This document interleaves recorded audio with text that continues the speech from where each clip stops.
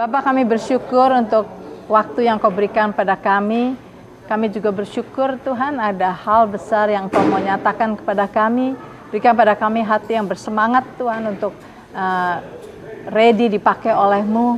So itu Bapak, biar apa yang kami pelajari hari ini tidak akan lewat begitu saja, tetapi kami meminta berkat-Mu untuk memasukkan firman ini ke dalam hati kami. Berikan pada kami ability untuk menangkap apa yang Kau katakan kepada kami, sehingga pelajaran yang Kau ingin berikan pada kami, hal yang baru yang Kau ingin berikan pada kami, dapat kami terima, kami dapat digest Tuhan, mengunyah semuanya dan masuk ke dalam hati dan pikiran kami, sehingga kami bisa mempraktekannya di dalam hidup kami sehari-hari. Terima kasih Tuhan untuk waktu ini, terima kasih Engkau ada berserta dengan kami, terima kasih untuk karunia-Mu dan juga untuk pimpinan-Mu, untuk berikan pada kami the spirit of understanding dan spirit of knowledge Tuhan, untuk mengerti akan maksud dan rencana-Mu yang sempurna. Dalam nama Tuhan Yesus kami berdoa, amin. Wah, tiba-tiba tadi masih cuma sedikit, tiba-tiba.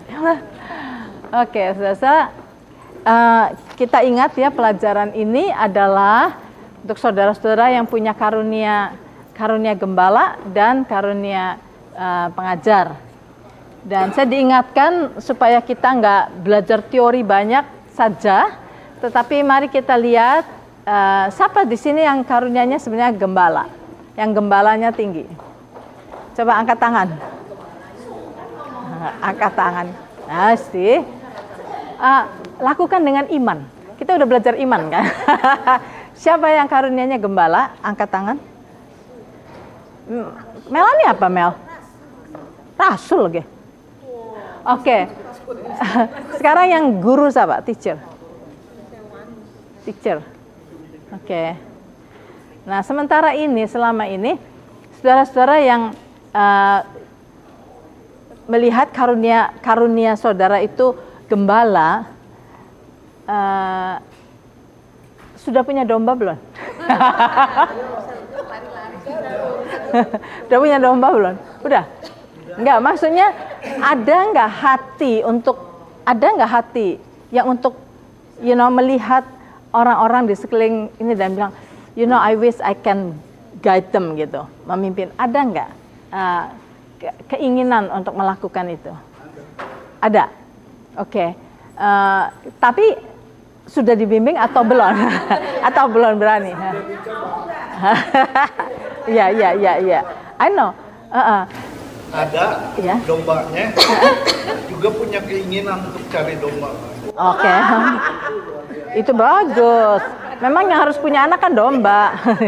Nah, iya, tapi jadi maksudnya kalian punya hati ya untuk memimpin. Nah, sekarang apa yang menghalangi untuk kita bertindak? Apa kira-kira yang menghalangi? Takut ditolak, atau what is it? Coba saya mau dapat input dari saudara-saudara. Kalau sekarang saya nggak takut. Nggak takut. Dulu takut. Oke. Tapi yang punya hati gembala itu punya nggak pandangan, misalnya ada domba-domba gitu yang rasanya bisa dibimbing atau ada potensi gitu untuk dipimpin. Ada nggak yang lihat gitu? Ada beberapa domba yang saya mau coba. Coba untuk tarik jadi domba. Oke. Kelihatannya Tuhan menaruh sesuatu seperti kayak sakit penyakit dalam diri dia dan suaminya. Bukan Tuhan lo yang ngasih. Udah belajar lo, bukan Tuhan yang ngasih penyakit. Ya, mereka sakit gitu. Dan dia minta untuk itu. Saya doakan dan kelihatannya berhasil. Ya, good. Jadinya itu potensi domba yang bakal dibimbingkan. Ya. Dan yang lain bagaimana? Yang lain siapa? Yang itu gembala itu strong gembalanya. Yang lain bagaimana? Ya, kadang sering jadi ini kalau dalam perjalanannya Tuhan kasih di hati, ini orang ini perlu dibimbing gitu ya, atau dibantu atau gimana. Terus dalam perjalanan ternyata nggak sesuai gitu loh, ya kan? Kok kok susah bener gitu loh. Nah itu kadang-kadang membuat kita mandek. Ya. Tapi nanti diingetin lagi, ya maksudnya sering gitu di tengah. Ya. Jadi kadang saya mikir, ya ini maunya saya apa maunya Tuhan gitu. Ya. Kalau maunya saya jadi capek gitu, jadi kesel. Iya, benar. Iya, nanti diingetin sama Tuhan lagi gitu. Ya. Nah, sekarang yang guru, ada nggak yang punya murid? Ada nggak punya murid atau punya potensi murid, gitu misalnya? Enggak. Soalnya gini, saya tanya di sini karena memang karunia kalian kan guru dan gembala, dan biarpun kamu apostle juga, mungkin kamu itu, saya lihat kamu itu sebenarnya punya hati gembala, kamu ada, atau reaching out gitu, seperti evangelis. Tapi yang saya mau encourage kalian semua ya, kalau itu memang pada waktu dites itu saudara ngelihat bahwa why is it karunia saya kok gembala, karunia saya mengajar gitu ya. Ayo sekarang kita sudah belajar mengenai iman, belajar bertindak. Tapi memang saya mengerti, saya orang yang introvert, saya juga nggak berani datengin orang gitu. Ayo saya bimbing atau ajarin, saya juga nggak berani. Saya bukan orang yang seperti itu. Tapi yang kita perlu belajar adalah minta untuk Tuhan sendiri yang buka jalan gitu. Seringkali di dalam hidup saya gini, saya sepertinya saya disuruh sesuatu gitu kan, tapi saya nggak berani, saya orangnya nggak berani approach orang, saya nggak berani evangelize orang, saya bukan orangnya. Nah, tapi saya cuma minta sama Tuhan, kalau ini memang Tuhan yang kasih itu, make it happen gitu, Tuhan yang bukakan jalan buat saya gitu. Jadi supaya saya bisa mulai melakukannya, tapi bukan saya yang sini kamu, orang nggak ada yang mau kalau sini saya mentor kamu. Who are you? gitu kan. Kamu ini siapa memangnya mau mentoring saya atau mau ngajarin saya gitu kan. Jadi saya rasanya mungkin juga ada fear, takut untuk ditolak, mungkin itu juga my problem, takut ditolak. Tapi saya juga sama seperti kamu tadi bilang, saya takut barangkali ini maunya saya sendiri atau maunya Tuhan gitu kan. Nah, jadi kalau seumpama itu dari Tuhan, kita minta supaya Tuhan bukakan jalan, supaya saya ini mulai bisa aktif, saya bisa berfungsi gitu. Jangan diam aja. Tapi kalau kita diam aja, iyalah waktu dites saya gembala, tapi apa yang nggak tahu. jangan sampai kita masa bodoh gitu. Tapi hayu mulai aktif, tanya Tuhan, apa sih Tuhan yang Tuhan mau gitu. Kalau ada orang-orang yang memang that is my bagian saya, enggak semua orang, biarpun ada banyak potensi domba, belum tentu itu bisa dibimbing sama saya, belum tentu. So itu orang yang tepat gitu, sama karakter saya, sama personality saya mungkin akan lebih efektif kalau kita tolong mereka atau guide mereka. Tapi minta sama Tuhan, itu mesti minta sama Tuhan supaya kita ditemukan oleh orang-orang tertentu, sehingga bukan kita yang ngajarin mereka atau sini tak ajarin, bukan, tapi mereka yang deketin kita apa gitu, sehingga kita tahu ini orang kok deket-deket terus, oh ini orang mungkin mau dibimbing atau mungkin apa. Jadi kita mulai ayo aktif. Kita udah belajar mengenai iman dan sebagainya, ayo kita mulai aktif, kita mulai menyadari bahwa Tuhan punya rencana buat kita semua. Nah, sebab itu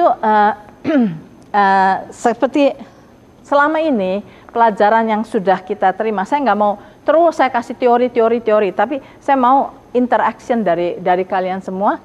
Selama ini apa yang sulit diterima, apa yang sulit didigest, atau masih ada question di dalam pikiran kita, mungkin saya jalan terlalu cepat, atau mungkin saya kepengen saudara interact di sini supaya kita nggak adjust kasih teori akhirnya kebanyakan teori nggak, ya oke. Saya mau tanya kepada kadang kita gimana caranya menjelaskan, sepertinya banyak orang-orang Kristen yang juga masih punya pemikiran kan kita tahu semua yang baik itu dari Tuhan, tapi kan juga ada ayat yang cobaan yang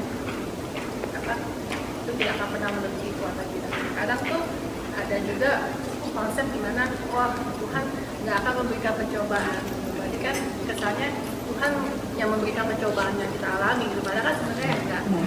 Tapi gimana cara menjelaskannya kalau misalnya mereka bilang karena kita ngalamin sesuatu, Tuhan kan udah tahu ke depannya apa yang kita bakal alami. Tapi kenapa banyak kali kok Tuhan nggak do anything, nggak, He can stop it gitu. Misalnya, maksudnya kita nggak usah go through itu, tapi kita tetap go through itu. Dan banyak sekali penjelasannya ya karena Tuhan mengizinkan itu terjadi kepada kita. Cuman kayak pas aku kita lagi discuss itu kayaknya nggak enak banget. Izinkan. Apakah itu konsep pemikiran yang not really right? Nah, konsep yang bilang Tuhan mengizinkan itu biasanya mereka ambil dari Ayub, kejadian Ayub, ya. Jadi itu dijadikan seperti suatu doktrin gitu. Tuhan mengizinkan. Nah, tapi kita harus mengerti bahwa di dalam keadaannya Ayub itu Tuhan Yesus belum mati buat kita. Nah, jadi memang manusia pun nggak punya power atas iblis pada saat itu, ya. Jadi kita mesti lihat bahwa jangan dimasukkan perjanjian lama dan perjanjian baru, jangan dicampur aduk. Kalau kita sudah campur adukan perjanjian lama dan perjanjian baru, maka itu jadi kita bingung gitu. Karena kita mesti ngelihat di dalam perjanjian lama itu kan kita melihat Tuhan tuh kayaknya galak, Tuhan tuh kayaknya mau panis orang ya. Tapi di perjanjian baru kan enggak, the grace of God gitu kan. Nah, orang bisa mikir, kenapa ya Tuhannya beda atau bagaimana? Tuhannya jadi berubah? Enggak, Tuhannya enggak berubah. Tetapi kita melihat bahwa seperti di dalam perjanjian lama itu, orang-orang di dalam perjanjian lama, coba baca sendiri perjanjian lama semua. Orang-orang di dalam perjanjian lama itu, mereka itu mula-mulanya sebelum ada hukum Taurat itu, mereka nggak tahu yang mereka itu berdosa. Mereka itu nggak tahu. Makanya dikatakan mereka melakukan apa yang benar pada dirinya sendiri, menurut dia benar itu dia lakukan. Pikirnya kalau, saya senang istrinya dia, ya suaminya tak bunuh aja gitu, saya kawin sama istrinya gitu. Dan dia pikir dia benar gitu. Nah, sebab itu Tuhan mau kasih tahu bahwa enggak benar, ada yang benar, ada yang salah. Tapi manusia pada saat itu enggak ngerti yang benar yang salah. So itu Tuhan harus kasih hukum Taurat untuk menunjukkan this is kebenaran itu begini. Nah, jadi the standard of God ini seperti ini gitu. Begitu hukum Taurat itu ada, baru mereka melihat jadi, ini nggak boleh toh. Kalau saya melakukan ini saya dihukum. Jadi kalau ngelihat begini, sebetulnya keadaan di dalam perjanjian lama itu sama seperti gini. Saya punya cucu, ya, yang di rumah itu ada 3. Nah, si Joel itu boleh dibilang yang paling nggak bisa diem kan, dan dia nyaut terus ini terus. Dan saya mau kasih pengertian sama dia. Salah, jangan lakukan ini. Kamu dengar sama saya. Don't do this. Kalau kamu naik-naik itu, nanti kamu jatuh, kamu bleeding, kamu patah kaki. Saya bilang, nggak mau ngerti gitu. Berarti enggak, saya nggak akan jatuh. Ya memangnya dia nggak jatuh kan, persis lagi dia naik-naik, dia nggak jatuh. Jadi dia bilang, enggak, dia nggak jatuh. Saya bilang, jangan naik-naik. Saya nggak mau nanti kamu jatuh, nanti kamu celaka, putus tangannya, enggak, saya nggak akan jatuh, menurut dia gitu. Nah, untuk memberikan pengertian sama dia, bahwa this is celaka kalau kamu ini. Oke, gini aja. Kamu berani naik? Saya pukul. Gitu. Lebih baik saya pukul, cuma paling ini sedikit gitu, pedas sedikit, daripada dia tangannya patah gitu kan. Nah, sebetulnya di dalam perjanjian lama itu yang Tuhan mau lakukan. Tuhan bilang, don't do this. Ini salah. Ini akan mencelakakan kamu. Ini kamu membuka pintu pada iblis. Iblis akan ini. Mereka nggak mau ngerti gitu. Nggak mau ngerti. Jadi sampai Tuhan bilang, oke. Saya kasih law, gini. Kalau kamu melakukan ini, kamu dirajam. Kalau kamu melakukan ini, kamu mendapat hukuman. Nah, jadi sama seperti itu. Untuk menyadarkan kepada mereka bahwa yang mereka lakukan itu salah. Kalau tidak ada hukuman, mereka nggak ngerti bahwa mereka salah kan. Nah, jadi Tuhan bilang nih, saya ini akan redeem kamu nih. You know, the redemption itu sudah Tuhan kasih contohnya itu sebagai gambaran itu yang mereka harus menyembelih domba segala macam itu yang tidak bercacat. Itu kan sedang menyatakan mengenai apa yang akan Yesus lakukan gitu. Dosa kamu itu akan ditebus, tapi kamu harus ngikuti gitu apa yang Tuhan mau gitu, supaya the point is bukannya Tuhan mau hukum mereka, bukan. The point is Tuhan bilang don't do that supaya kamu jangan celaka. Just the same sama si Joel. Saya bilang, saya pukul kamu itu bukan karena supaya kamu tunduk sama saya, bukan. Sebab kalau kamu lakukan apa yang kamu lakukan itu kamu akan celaka gitu. Nah, daripada kamu celaka, saya pukul kamu aja supaya kamu tidak celaka gitu. Maksudnya begitu. Nah, the same thing di dalam perjanjian lama itu seperti itu. Itulah kelihatannya Tuhan itu sepertinya kejam. Padahal Tuhan itu baik sekali. Tuhan itu mau melindungi orang-orang manusia itu dari ancaman iblis. Sebab kalau mereka di luar Tuhan dan mereka ada di bawah kuasa iblis gitu. Tuhan bilang, listen to me, listen to me, listen to me. Kalau kamu ada di mendengarkan saya, kata Tuhan, kamu selamat gitu, kamu selamat, kamu nggak akan celaka. Tapi mereka nggak mau ngerti, jadi mereka terus. Makanya kemarin khotbah saya minggu yang lalu baca di Yeremia. Makanya Yeremia sampai disebut weeping prophet. Dia itu ngomong berapa tahun Yeremia itu dipakai oleh Tuhan to speak sama orang Israel. Bertobatlah, bertobatlah, bertobatlah. Enggak mau dengar, orang Israel nggak mau dengar.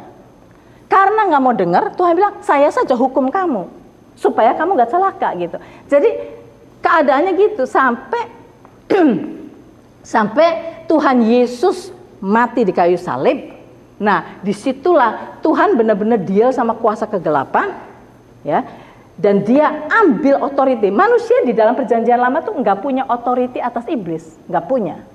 Tapi begitu Tuhan Yesus mati di kayu salib, dia ambil otoriti itu balik dari iblis yang sudah dicuri oleh iblis, kembalikan kepada kita. Nah, sekarang kita punya otoriti itu. Nah, jadi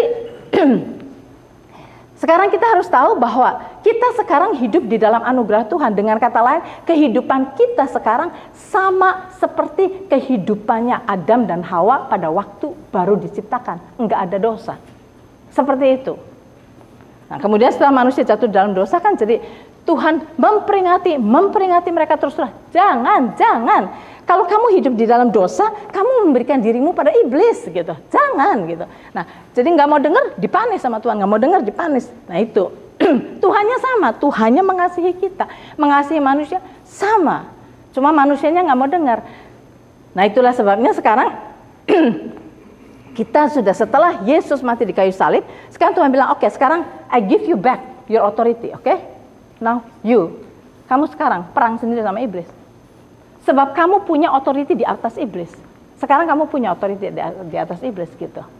Nah, jadi kalau tadi bicara mengenai pencobaan yang kita alami, itu memang dikatakan di dalam 1 Korintus pasal 10 ayat ke-13. 1 Korintus 13 ayat 10. 1 Korintus 10 ayat 13. Ya, 10-13 kan, yang bilang bahwa pencobaan-pencobaan yang kamu alami itu adalah pencobaan biasa. Dan Tuhan tidak akan membiarkan kamu dicobai lebih daripada kekuatanmu. Jadi bukan Tuhan yang mencobai. Yang mencobai itu iblis. Tapi Tuhan tidak akan membiarkan iblis mencobai kamu lebih daripada kekuatan kamu. Jadi segala sesuatu yang terjadi di dalam hidup kita itu baik kesulitan apapun juga, kita punya kekuatan to overcome itu semua. Kita punya kekuatan to overcome itu semua. Dan kita tahu bahwa kalau kita tahu sumbernya itu iblis yang memberikan pada kita, perangi saja iblis di dalam nama Yesus. Hancurkan kuasa iblis itu di dalam nama Yesus. Jadi kita harus sadari bahwa sekarang ini peperangan itu ada pada kita sendiri. Kita yang harus perang sama iblis. Kita harus perang sama iblis, gitu. Jadi, tapi kita itu harus tahu kita itu pasti menang.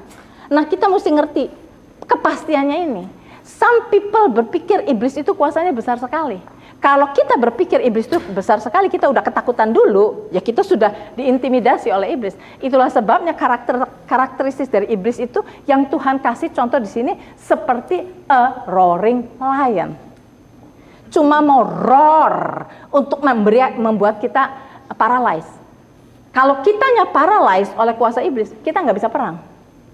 Jangan mau diintimidasi oleh iblis. Jadi kita harus tahu bahwa kuasa iblis itu ada di bawah kaki kita. Nama Yesus adalah nama di atas segala nama.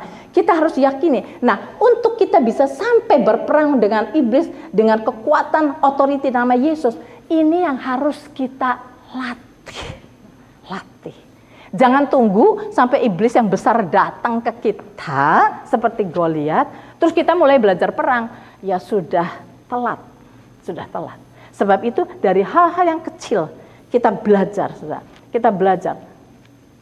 Segala kuasa kegelapan itu kita hancurkan. Sakit penyakit kita hancurkan di dalam nama Yesus. Dari sakit flu sampai terus, apapun juga, stand. Dan pada waktu kita stand melawan kuasa kegelapan itu penyakit adalah spirit of infirmity. Penyakit itu adalah dari kuasa kegelapan yang disebut spirit of infirmity. Nah, kita perangi itu di dalam nama Yesus. Kalau setelah kita doa masih saja terus sama iblis tuh kita mesti, kalau nge-punch iblis jangan sekali. Punch sekali dia lari balik lagi. Punch lagi lari balik lagi. Punch lagi, lama-lama dia lari. Lama-lama dia tahu bahwa dia nggak bisa melawan kita. Lebih baik cari mangsa yang empuk, yang nggak bisa melawan gitu. Jadi kita mesti latihan. Jangan sampai pada saat kita misalnya sakit atau apa, kita usir di dalam nama Yesus, masih itu sakit, ya sekali lagi masih itu sakit, ya udahlah, doesn't work. Mungkin saya nggak punya power, ya kita sudah ketipu sama iblis. Kita udah ketipu. No, you have the power. Gitu. Terusin perang. Nah itu. Jadi tadi pertanyaannya Yowan itu, ya seperti itu. Sekarang kita perang sama iblis, perang sendiri. Kita sudah diberi power, sudah dikasih kuasa. Jangan kita give up. Ya, Hendra, ada Hendra sekarang. Mulai. Kalau ada Hendra, banyak questionnya.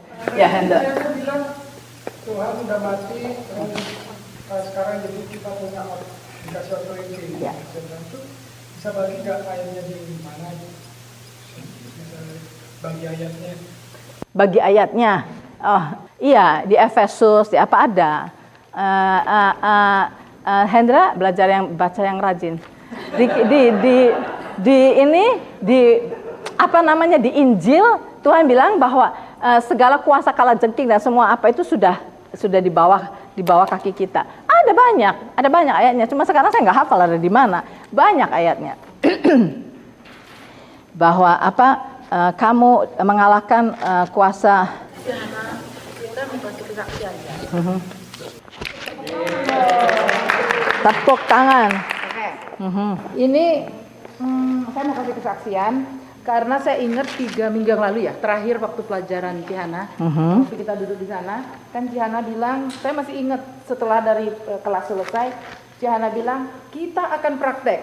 Cihana bilang gitu mengenai doa kesembuhan. Kan? Oke, sekarang saya ceritanya gini, mundur dikit. Kira-kira 6 minggu yang lalu saya ke dentist. Itu memang sudah harus cleaning, dan biasanya saya kalau cleaning itu sekalian berapa bulan sekali cleaning, terus saya bikin appointment sama dentist. Maksud saya supaya dia lihat aja saya sebentar berapa menit, oh everything okay, that's it. Nah, berapa minggu yang lalu saya cleaning dan saya memang sudah bikin appointment sama dentist. Cleaningnya udah selesai, saya tunggu,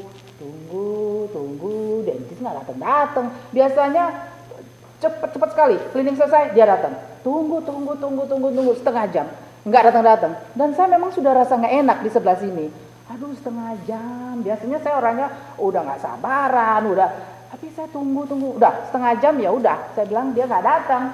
Saya bilang ya sudahlah, dia nggak datang ya udah saya pulang. Makin hari makin nggak enak. Hari Kamis itu kan kita anniversary hari Minggu. Hari Kamis, Rabu malam saya lagi sikat gigi, toto saya berasa, aduh, gitu loh. Nah, yang paling ujung geraham, yang paling ujung ini saya berasa kok kayak goyang gitu. Saya gosok gigi pelan-pelan, ya ampun, udahlah feelingnya jatuh, feelingnya tuh gede jatuh, separuh daripada gigi itu jatuh gitu loh. Saya langsung saya panik. Saya paniknya gini, aduh Tuhan, ini hari Minggu kita bakal anniversary dan saya akan memimpin acara yang di sini. Ini gimana ya? Jadi saya nggak bisa lihat, tapi saya bisa bayangkan kalau misalnya ini gigi udah setengah itu udah jatuh sama sekali. Duh gimana ya? Besok paginya saya emergency, saya pergi ke dentist pagi-pagi. Dia bilang nggak bisa, dokter fully book. Saya bilang berarti this is emergency. Oke, dia bilang kembali sore. Saya bilang oke, jam 6:30 saya akan kembali. 6:30 saya datang kembali, langsung ketemu sama dentist saya. Terus saya bilang sama dia, saya ceritain, saya kesini waktu itu udah janji sama kamu nggak datang, kamunya nggak ada, saya nggak enak, sekarang ini begini kejadiannya. Oke, kata dia. Langsung duduk di dentist chair, langsung di X-ray. Begitu di X-ray, saya melongo, dia juga melongo. Lihat itu X-ray-nya tuh jelas banget. Aduh, itu kok gede banget itu, memang udah tinggal separuh gitu di gigi. Aduh, gimana ya? Terus saya bilang, "Dok, please help me to at least save it," gitu loh. Jangan dia liatin aja itu X-ray. Dia bilang gini, "Saya nggak sure." Dia bilang, "Saya akan coba help kamu, but two things can happen. Kalau saya akan coba help kamu, saya akan tutup untuk sementara, saya akan kasih obat dulu, dan saya akan tutup sementara, but two things can happen. Kamu bisa dapat root canal, itu yang pertama. Dan yang kedua, nggak ada jalan lain, harus dicabut. Nah, kalau root canal, saya bilang, what do you suggest? Gini, kalau root canal, itu kamu akan biaya dan sakit, dan nggak sekali, terus kasih problem. Kalau dicabut, aduh Tuhan kalau bisa jangan dong, saya bilang gitu. Oke deh, dia bilang gini, sekarang saya akan bantu kamu dulu, nanti kita lihat, kamu root canal atau enggak. Karena saya nggak bisa lihat dari X-ray ini, bakteri udah masuk apa belum. Oke. Dan terus saya bilang gini, "Dokter, sekarang saya bagaimana tahu kalau itu root canal?" Oh, dia bilang, "You know, it's gonna be very very painful. Within days kamu akan tahu." Ya udah, dicek semuanya sama dia, diobatin, dikasih tambelan biasa. Dah, saya pulang. Dia bilang gini sama saya, "Make sure," dia bilang, "you're gonna be sore tonight for a few days. You're gonna be very sore. Nanti setelah seminggu saya akan call kamu. Saya mau tanya keadaan kamu bagaimana." Oke. Udah malam dia bilang, "Kamu make sure kamu mesti makan Tylenol, mesti ini, nanti malam bakal sakit." Udah, saya pulang, tapi saya kok oke gitu. Saya nggak makan obat. Saya ingat pelajaran Cihana. Nah, saya bilang, ini kan kita mesti praktek. Tuhan, sekarang saya mau doa buat gigi saya, geraham saya yang paling ujung. Saya taruh tangan saya bilang, "Tuhan, sembuhkan geraham saya. Saya minta ini sembuh dan tidak usah dicabut dan tidak root canal. Saya minta ini sembuh, Tuhan." Saya bilang, "Tuhan bisa selamatkan gigi saya untuk sembuh." Saya taruh begini. Begitu udah malam saya tidur. Besok pagi, nah ini, sakit nggak ya? Sakit nggak ya? Gitu. Nah, harus diperhatikan kan sakit nggak? Sehari liwat, 2 hari liwat, terus anniversary liwat. Aduh, thank you God. Udah seminggu. I know I'm okay gitu kan. Terus saya pergi lagi, saya titip pesan aja ke dentist, I'm okay. Terus kemarin berapa hari yang lalu dentisnya telepon, "Kamu gimana?" "I'm okay, saya nggak sakit, I'm okay kok." Oh, dia bilang, "That's very good." So saya masih harus ke dentist tanggal 16, tapi saya yakin saya sudah sembuh. Yakin saya. Tidak ada tepuk tangan, saudara-saudara.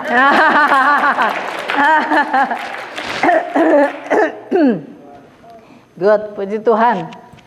Hendra, Markus 15, 16. Ayat yang ke Markus yang 16, ayat yang ke-15.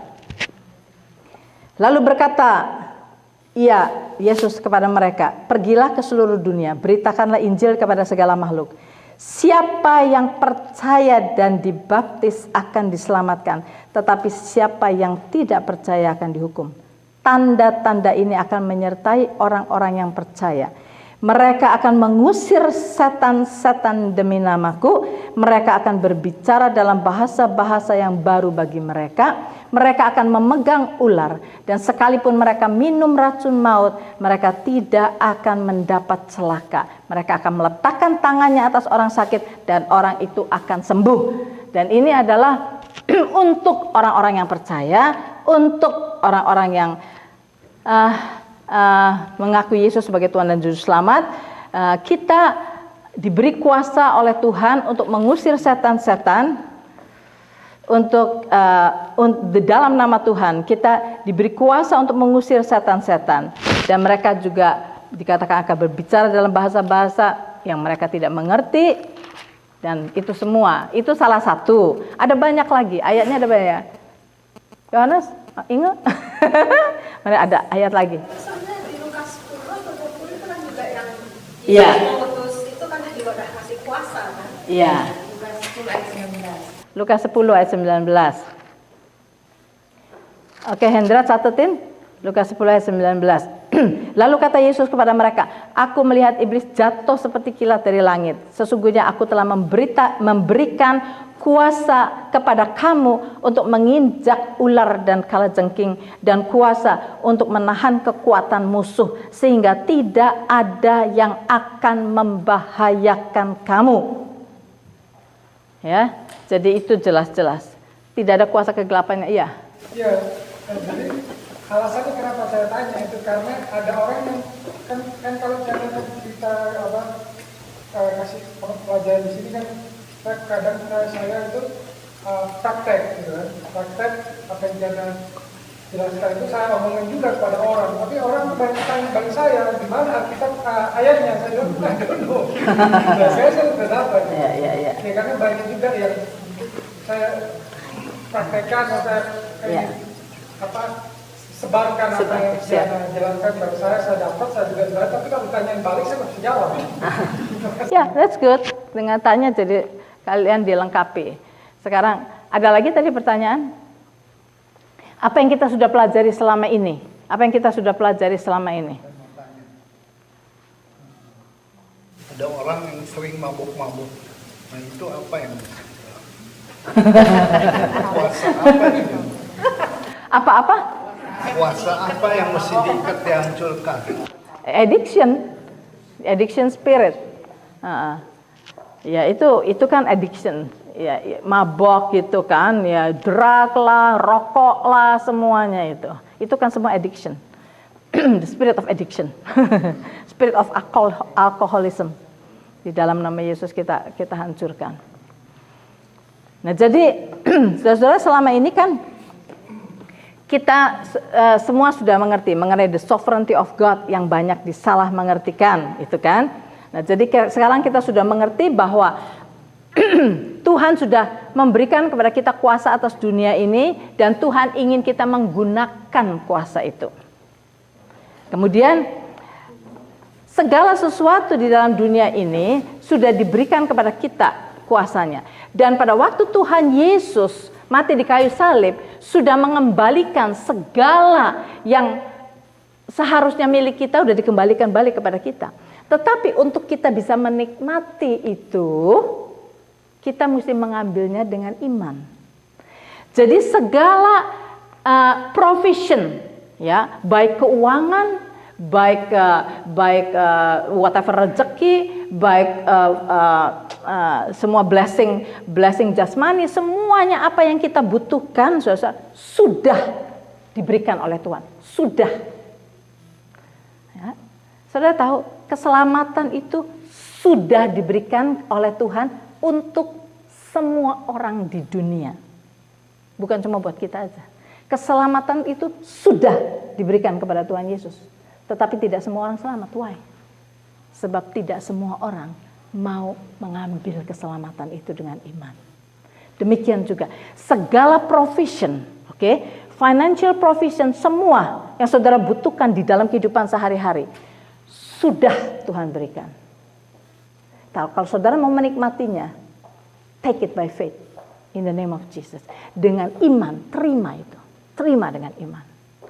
Nah, saya sudah ceritakan pada saudara bahwa semua perkara, uang, perkara rezeki, perkara yang gitu itu adalah elementary. Itu adalah exercise iman kita yang paling rendah. Kemudian kita masuk, the next adalah mengenai healing. The next mengenai apa? Terus saudara, maju. Jadi provision sudah disediakan buat kita. Kesehatan sudah diberikan pada kita. Kalau saudara sakit, receive that kesehatan itu, kesembuhan itu, terima dengan iman. Ambil kesembuhan itu dengan iman. Semuanya sudah disediakan buat kita. Gitu. Dan jangan give up kalau saudara masih sudah declare kesembuhan itu, jangan give up. Jangan give up. Dan tadi yang saya mau koreksi mengenai siapa namanya? Melanie. Enggak salah, saya bilang enggak salah apa yang semua ini Melanie. Tapi yang kita harus mengerti gini, kesembuhan itu sudah diberikan. Kita tinggal terima. Penyakit itu kita harus speak to the mountain. In the name of Jesus, be healed. Gigi itu. Oke. Jadi kita harus maju lagi lebih ini. Kamu kan masih bilang sama Tuhan, sembuhkanlah. Ya, kalau kita bilang Tuhan sembuhkanlah, kata Tuhan, I did. Saya udah dicambukin. I did. Sekarang kita terima dengan in the name of Jesus, be healed. Be healed. You comment gigi ini, comment anything. Demam kamu, comment demam itu. Tuhan Yesus comment demamnya si mertuanya Petrus. Ya, kita komen penyakit itu di dalam nama Yesus. Jadi kita dengan demikian kita sudah menerima kesembuhan itu, kita declare kesembuhan itu dengan iman gitu. Jadi maju melangkah satu langkah lagi gitu. Tadi kamu sudah melangkah, langkah lagi satu lagi. Nah gitu. Jadi lagi itu saya nggak salah pernah share juga sama saudara gitu. Nah ini ada orang sakit. Badannya itu namanya sakit itu katanya kalau dari rate-nya 1 sampai 10 itu sakitnya tuh 11, 12. Jadi sakit sekali. Dia menderita sakit nggak tahu apa, muscle-nya bagaimana, jadi sakit sekali. Sampai dia nggak bisa gerak sama sekali. Itu sudah bertahun-tahun. Dia nggak pernah bisa menikmati badan itu nggak sakit. Nah, pada waktu ada temannya yang mendengar ini hamba Tuhan share mengenai healing itu, maka temannya bilang sama hamba Tuhannya, boleh nggak saya bawa ini orang ke rumah kamu? You know, dia perlu disembuhkan. Oke, bawa. Nah ini orang dibawa. Dia kesakitan itu luar biasa. Nah terus didoakan oleh hamba Tuhan itu. Di dalam nama Yesus, semua penyakit usir, sembuh. Masih sakit? No. Dia bilang, hilang sakitnya. This is the first time in 7 years. Sakitnya hilang. Oke, kata dokternya gitu. Udah gitu dia, oke, sudah dikasih firman, sudah apa mau pulang. Begitu jalan, sakitnya datang lagi. Sakit lagi. Aduh, saya sakit lagi. Oke, kata dokternya, kata hamba Tuhan ini, kamu tadi udah belajar, saya udah terangin sama kamu bagaimana. Oke, sekarang you know kan? Iya. Jadi, oke, kamu doa. Terus dia bilang, oke. Nah, hamba Tuhannya pegang tangannya dia gitu, dia suruh doa sendiri. Sebab dia bilang, saya nggak akan selalu sama kamu kan, kamu bakal pulang sendiri. Setelah itu dikasih firman itu dan didoakan, dia percaya. Nah sekarang dia doanya gini, Tuhan, terima kasih Tuhan Yesus, yang Tuhan itu sudah mati buat saya. Terima kasih Tuhan Yesus yang Tuhan itu mau menyembuhkan saya. Sekarang ini Tuhan, saya percaya Tuhan akan menyembuhkan semua sakit-sakit saya, gini-gini semua gitu. Dan dia bilang, hamba Tuhan itu bilang, you know, dari dia dulu nggak percaya kesembuhan sampai sekarang doanya gini itu sudah kemajuan kan. Terusnya, oke. Terusnya dia bilang, terima kasih Tuhan begini. Biar yang Engkau sembuhkan semuanya karena saya percaya Tuhan punya kuasa untuk menyembuhkan saya. Di dalam nama Tuhan Yesus, amin. Terus hamba Tuhan tanya, bagaimana sakitnya? Masih sakit dia. Masih sakit loh. You know why? Nggak tahu. Because kamu nggak bicara kepada your mountain. Kamu tidak speak to your mountain. Kamu speak to God tentang your mountain, gitu kan? What you have to do is speak to your mountain. Oh, you mean saya suruh ngomong sama my pain? Iya, kata. Oh, oke. Terus dia mulai doa lagi. Di dalam nama Yesus, pain, engkau pergi. Ini dia. Bagaimana? Sembuh, dia benar-benar sembuh. Nah, dia bilang begini, kalau kamu terus minta sama Tuhan, banyakkan orang Kristen itu berdoa kepada Tuhan, meminta Tuhan melakukan apa yang Tuhan sudah lakukan.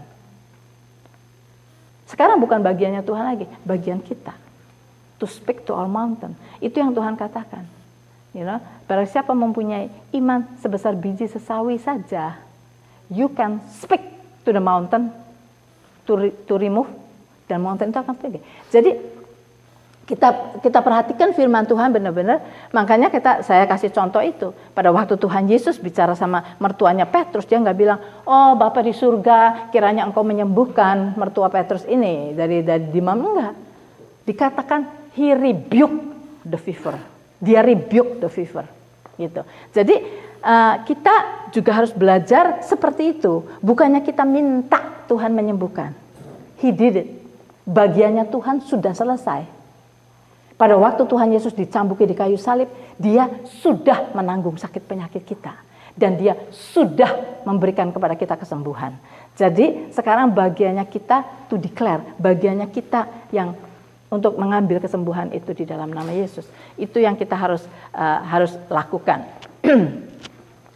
Jadi segala apa yang Tuhan sudah sediakan buat kita tidak otomatis kita terima. Tidak. Kita harus cooperate. Yang Tuhan sudah sediakan adalah the grace of God. Itu bagiannya Tuhan. Kita tidak bekerja apa-apa untuk mendapatkan grace. Tapi setelah Tuhan terima, bagian kita adalah to receive. Nah, receive-nya itu by faith. Itu yang saya terus-terusan ngomong sama saudara, latihan iman, latihan iman. Dari hal-hal yang kecil, latihan iman. Pada saat saudara nggak ada kerjaan, pada saat saudara di layoff dari kerjaan, latihan iman. Declare pekerjaan itu di dalam nama Yesus. Saudara minta sama Tuhan, bukakan. Kenapa Tuhan sampai sekarang ini saya belum dapat kerjaan? Ada apa? Mungkin ada kuasa kegelapan yang menghalangi itu semua. Kamu usir kuasa kegelapan itu di dalam nama Yesus. Ada orang yang mau jual rumahnya nggak terjual-jual. Sampai setahun itu sign itu ada di situ nggak kejual-jual. Nah sampai pada saat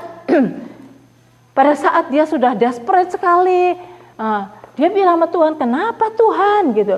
Apa sih yang menghalangi? Apa saya punya dosa? Apa? Tuhan tunjukkan bahwa ada kuasa kegelapan yang menahan itu. Sebab itu dia perangi di dalam nama Yesus kuasa kegelapan. Engkau yang mencengkeram rumah ini terus menerus, saya hancurkan di dalam nama Yesus. Besok paginya ada offer datang. Dan waktu offer datang itu, akhirnya rumah itu terbeli. Orang yang kasih offer itu yang sudah akhirnya bikin deal sama dia terbeli. Orangnya bilang gini, you know, saya itu sudah ngelihat rumah kamu tuh setahun yang lalu. Saya itu sudah kepengen beli rumah kamu itu setahun yang lalu. Dia bilang. Tapi rumah sayanya nggak kejual-jual. Dia bilang gitu. Baru kemarin rumah saya terjual. Dia bilang gitu. Langsung saya datang ke sini karena saya sudah mengidam-idamkan rumah kamu dari lagi itu setahun yang lalu. Jadi kalau kita melihat, you know, ada kuasa kegelapan yang mencengkeram. Demikian juga kalau saudara lagi cari kerjaan lagi apa, you know, find out dari Tuhan. Apa sih Tuhan? Apa sih Tuhan ini? Tuhan akan beritahukan pada kita. Ya, bagi orang yang suka mimpi mungkin dikasih tahunya melalui mimpi. Bagi orang yang bisa melihat vision, mungkin Tuhan akan ngasih visi kepada saudara. Bagi orang yang hanya bisa mendengar still small voice Tuhan, mungkin Tuhan akan berbicara melalui still small voice di dalam hati kita. Dan kita akan bisa bergerak, mulai aktif. Di dalam segala perkara yang kalian hadapi, apapun juga. Kalau saudara menghadapi kesulitan apapun juga, jangan cari pertolongan manusia dulu. Jangan pikirannya itu selalu dunia dulu. Karena apa yang biasa manusia lakukan atau dunia lakukan. Nomor satu Tuhan dulu. Tuhan saya disuruh apa? Tuhan apa ini? Why is it terjadi? Dan bukakan. Berikan kepada saya untuk bisa mengetahui. Nah itu saudara-saudara. Your spirit harus hidup sekarang. Sudah hidup. Tapi kita ini masih operate dengan mind sama panca indera kita terus. Nah, sekarang yang saya mau ajak saudara itu mulailah let your spirit aktif sekarang. Berhubungan dengan Tuhan, banyak ngobrol sama Tuhan, banyak dengerin Tuhan sehingga your spirit jadi sensitif gitu. Nah, kalau spirit kalian sensitif, you will see things yang nggak bisa dilihat dengan 5 panca indera kita. Kamu akan bisa merasakan, mengetahui hal-hal yang tidak bisa kita raba dengan panca indera kita, nggak bisa. You can see the unseen. Itu akan terjadi. Itu seperti Elisa yang tempatnya dikepung gitu. Hambanya nggak bisa lihat, hambanya ketawa, wah celaka Tuhan, celaka. Elisa bilang, why? Lihat serdadu udah kumpulin. Elisa bilang ini, Tuhan selikan matanya, mata rohaninya. Begitu mata rohani hamba itu lihat, dia melihat angels banyak sekali.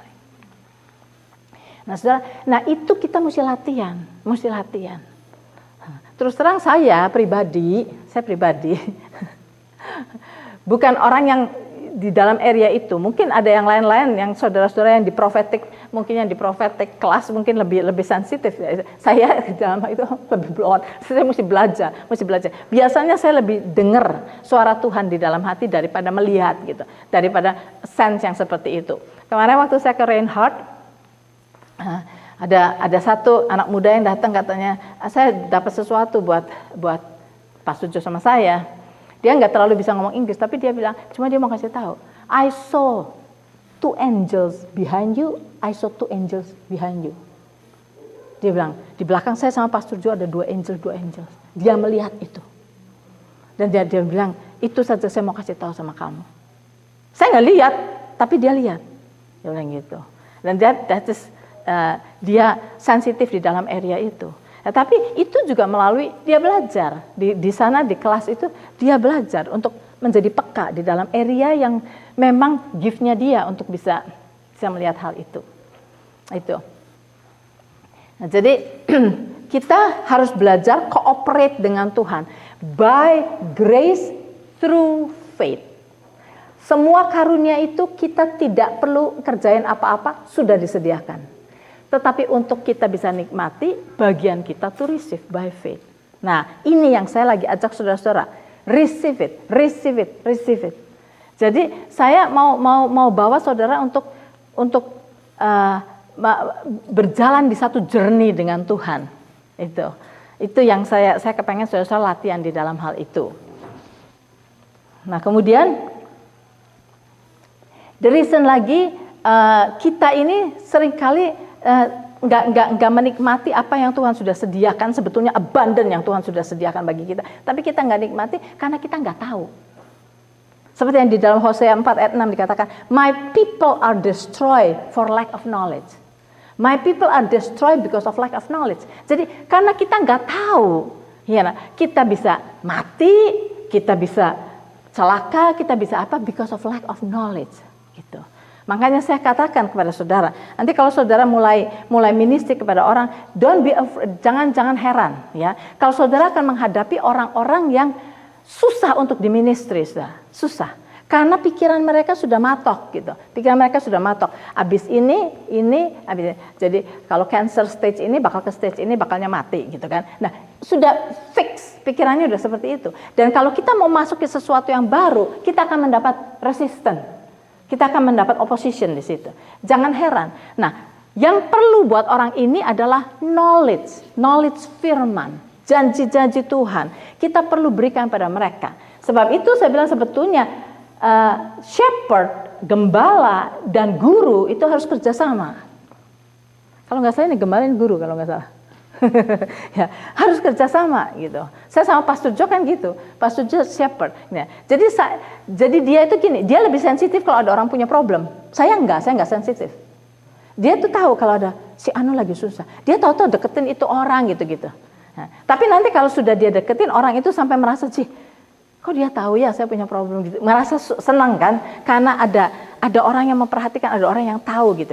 Dia senang. Nanti kalau sudah untuk menerangkan selanjutnya, dia serahkan ke saya. Saya yang ditarik gitu. Jadi, nah, ya seperti itu. Kita mesti kerjasama. Makanya itu kalau ada shepherd sama teacher gitu, kalian kerjasama di dalam ini.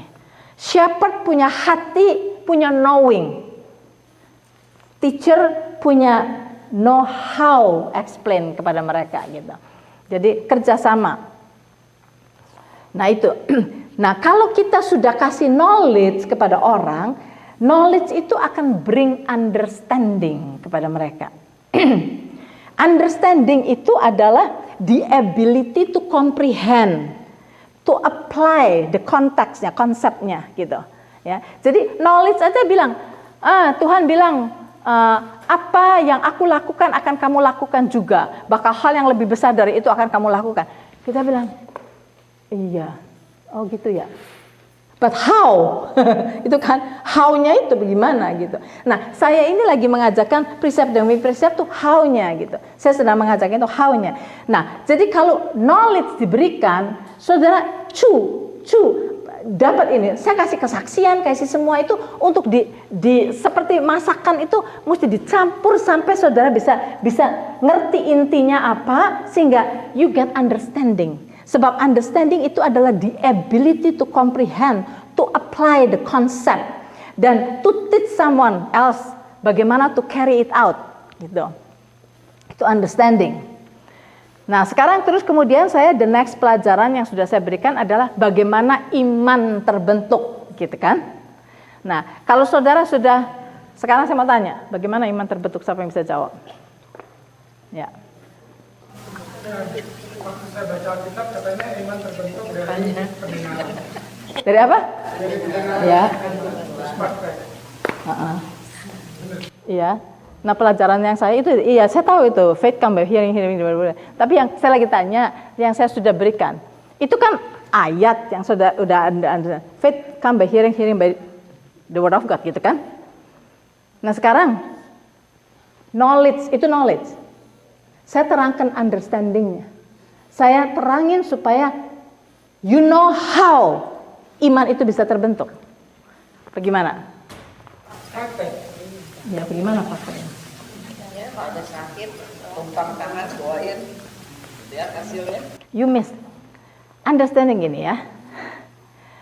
Kalau gitu, itu baru dari sini sampai sini. Belum jadi iman. That is not faith. Itu baru knowledge. Saya bilang, saya udah terangin berkali-kali di khotbah di ini. Jadi saya sekarang kasih question sama saudara. Apa yang kalian mengerti, oke, sampai kalian bisa repeat dengan mulut, that is belum iman. Tetapi kalau itu bisa sampai you meditate it, sampai masuk ke dalam hati, iman terbentuk in your heart, in your subconscious. Kalau belum sampai sini, belum jadi iman. Itu yang sebenarnya saya ajari.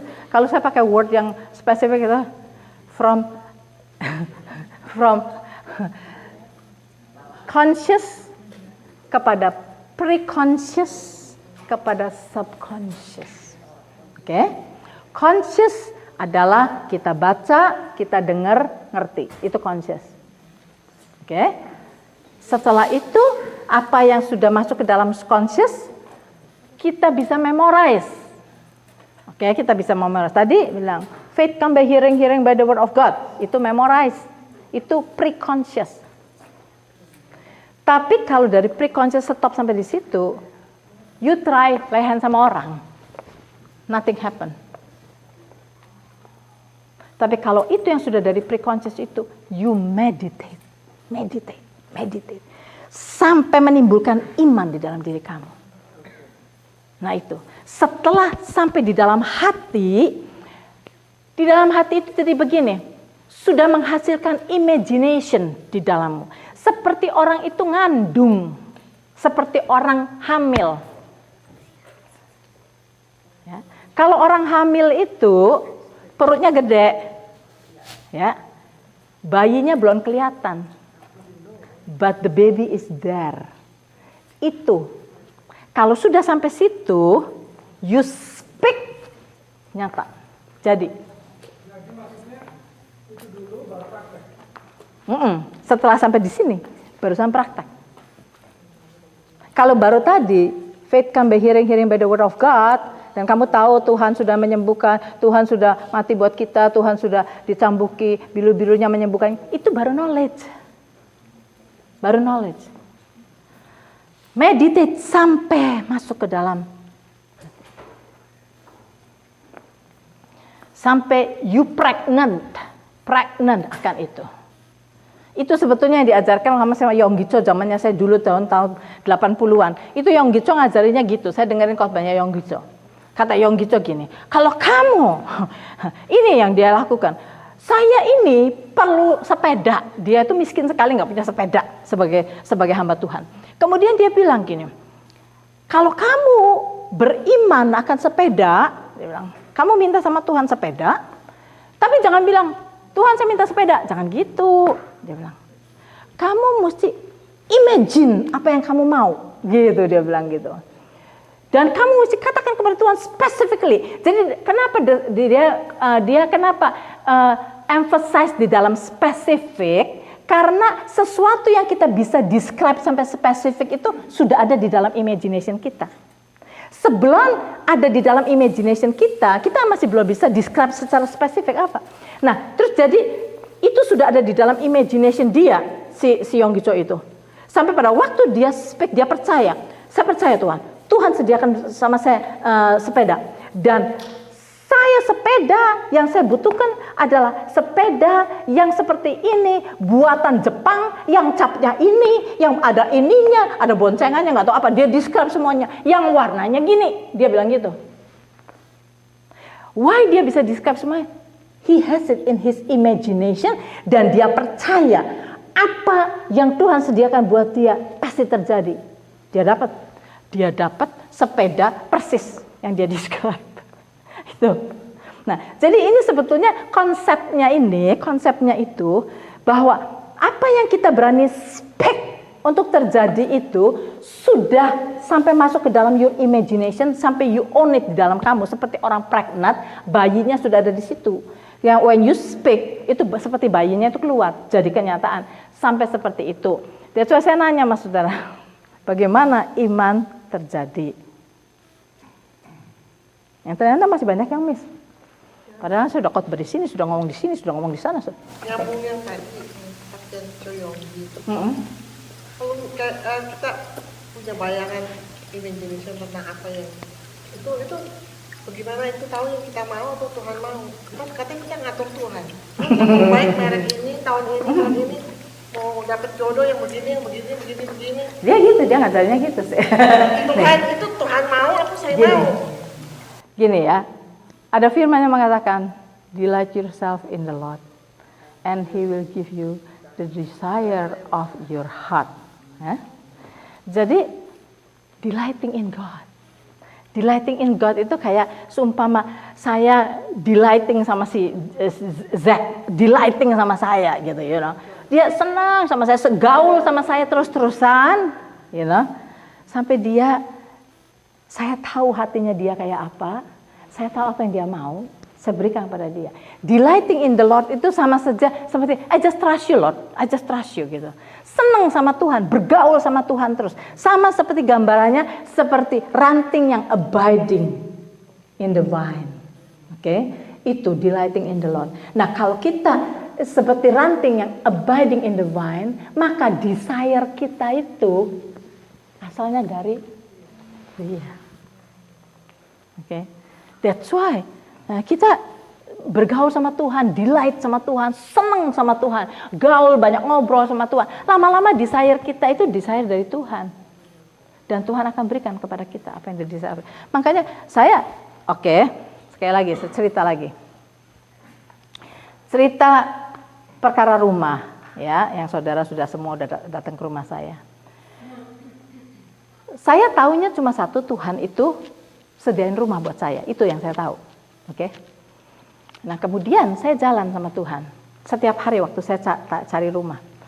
Saya berangkat, lihat 3 rumah, lihat 4 rumah.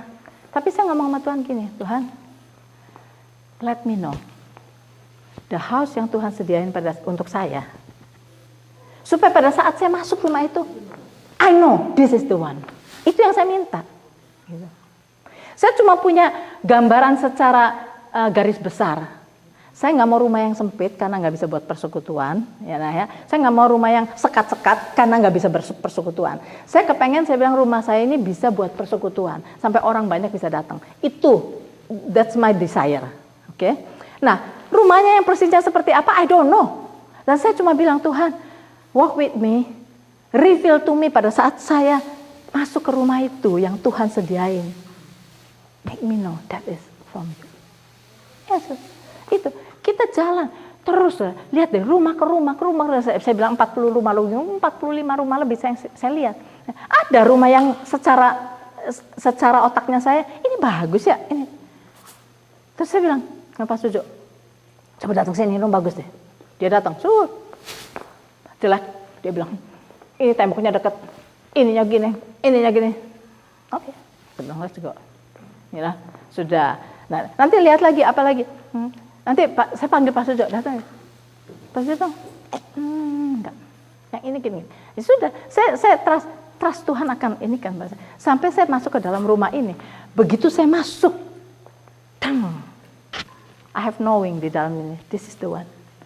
Terus saya lihat masuk ke dalam, langsung saya naik ke atas. Saya bilang, this is the one. Saya bilang turun ke bawah. Saya bilang, wow, this is the one. Langsung saya bilang sama Pak Sujo, datang ke sini, saya bilang, lihat rumahnya. Begitu Pak Sujo masuk, dia juga tahu, this is the one. Dan jadi kita ada knowing di dalam diri kita. Dan saya bilang sama Pak Sujo, what's next? I don't know, nggak punya duitnya. Sudah. Terus kemudian just pulang, saya pulang. Ngomong aja sama Tuhan, apa Tuhan disuruh apa? Ya gitu aja. Terus step by step. Tapi the desire of our heart itu dikasih sama Tuhan gitu. Karena kita jalan sama Tuhan, terus kita jalan sama Tuhan. Dan saya sudah punya keputusan sih, dari dulu saya sudah punya keputusan. Saya tidak mau anything yang bukan kehendak Tuhan. Saya nggak mau. Gitu.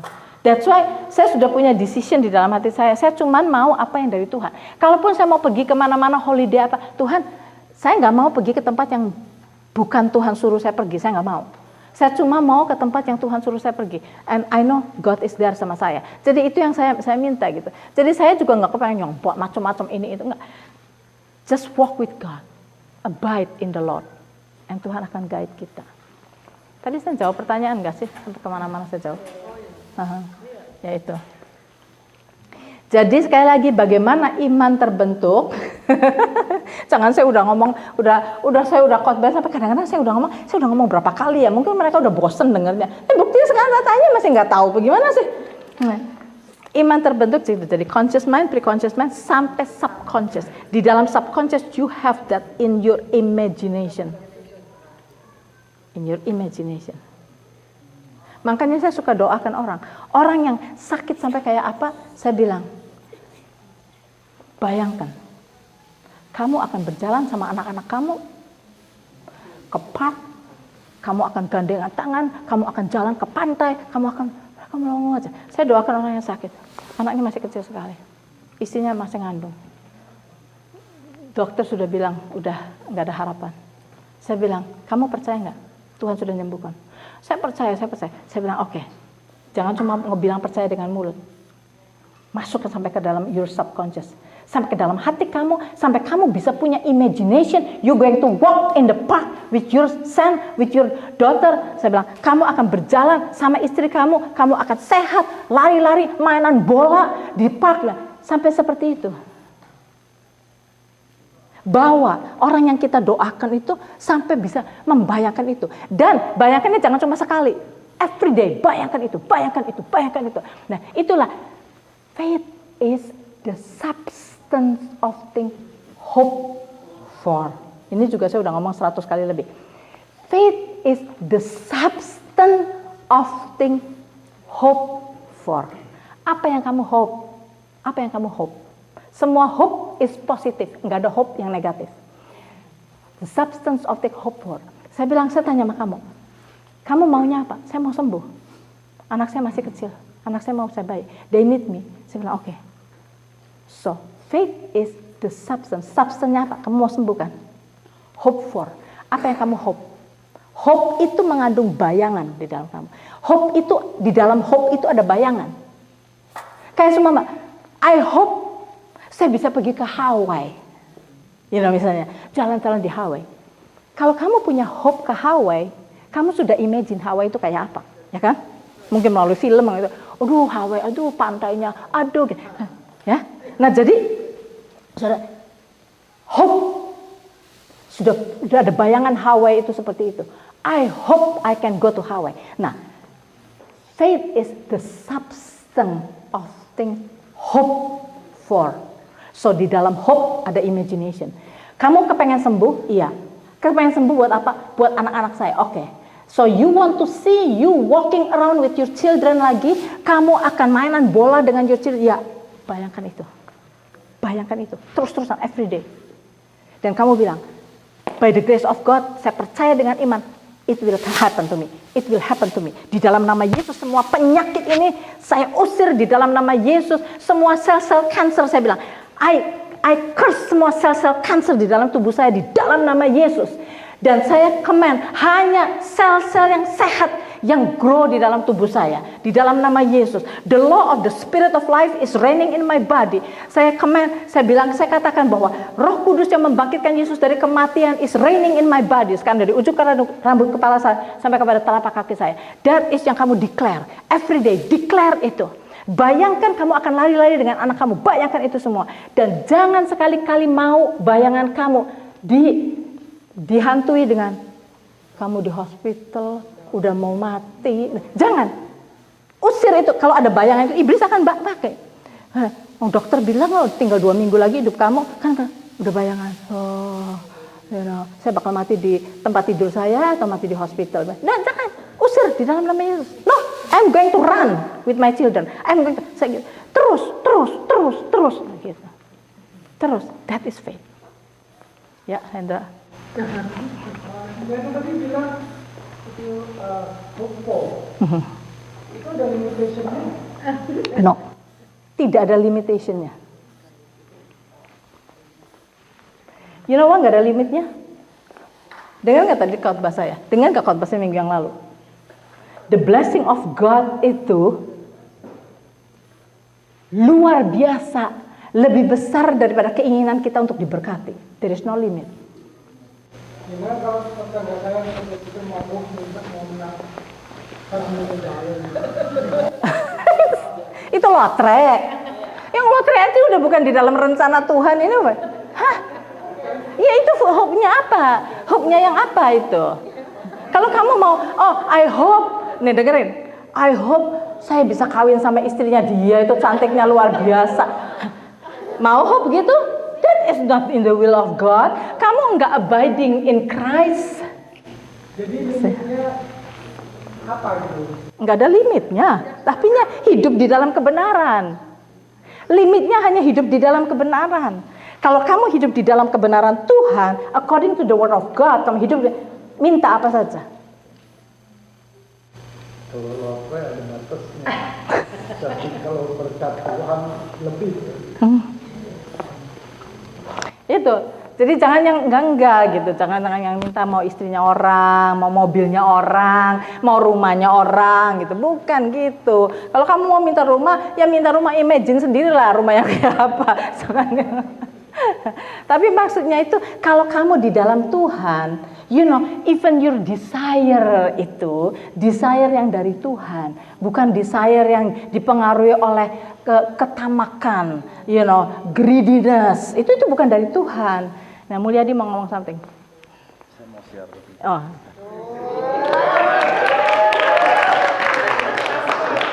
Ini adalah tantangan cerita tentang faith. Sebenarnya tahun 2010, kalau ada yang tahu, dulu saya pernah kerjaan orang India. Nah itu saya sebelumnya waktu itu sering main sama Michael.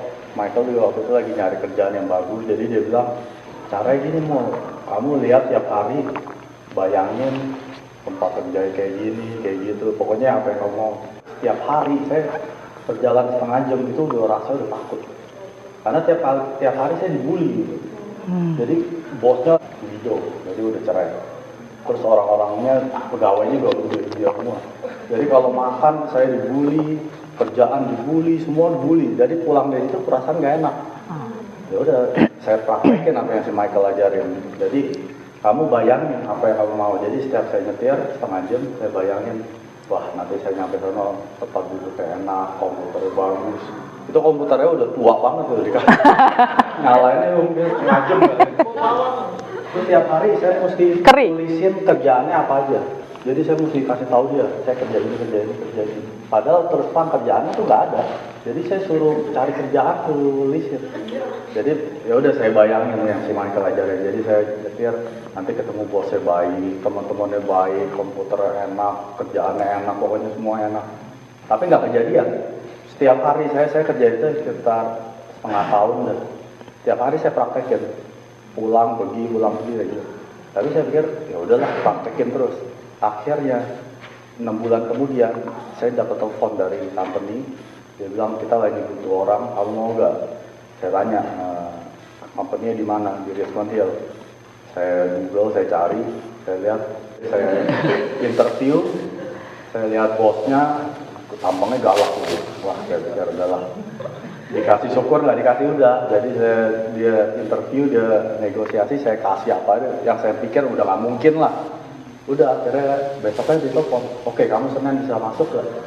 Saya pikir wah gimana nih? Nah udah saya pikir ya udah saya terima deh. Tapi saya kasih 2 minggu gitu ya. 2 minggu saya kerja, saya perhatiin ternyata apa yang saya bayangin tiap hari itu benar kejadian.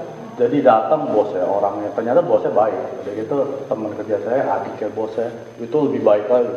Jadi yang saya bayangin temennya baik, bosnya baik, komputernya bagus, gajinya bagus, semuanya terjadi. Jadi yang si Hana ngomong itu saya pikir, oh benar juga ya. Jadi kita mesti sampai masuk ke subconscious. Jadi kita bayangin walaupun belum terjadi, kita percaya itu pasti terjadi. Ya. Ya. Saya mengharapkan semua jemaat ini ngalami apa yang Mulyadi alami gitu. Let's see hal yang besar, hal yang besar. Minta sama Tuhan untuk kita conceive hal yang besar yang Tuhan sudah sediakan buat kita. Dan alami, saudara, alami. Kalau kita semua mengalami begitu, saudara, can you imagine kemana aja kalian pergi gitu, ada orang lagi susah, you share your testimony itu aja udah, bagaimana sih, siapa sih Tuhan, you know, dengan sendirinya mereka yang akan cari Tuhan, mereka yang akan cari kita, bukan itu, because ada suatu kesaksian yang hidup yang bisa di share gitu, nah itu.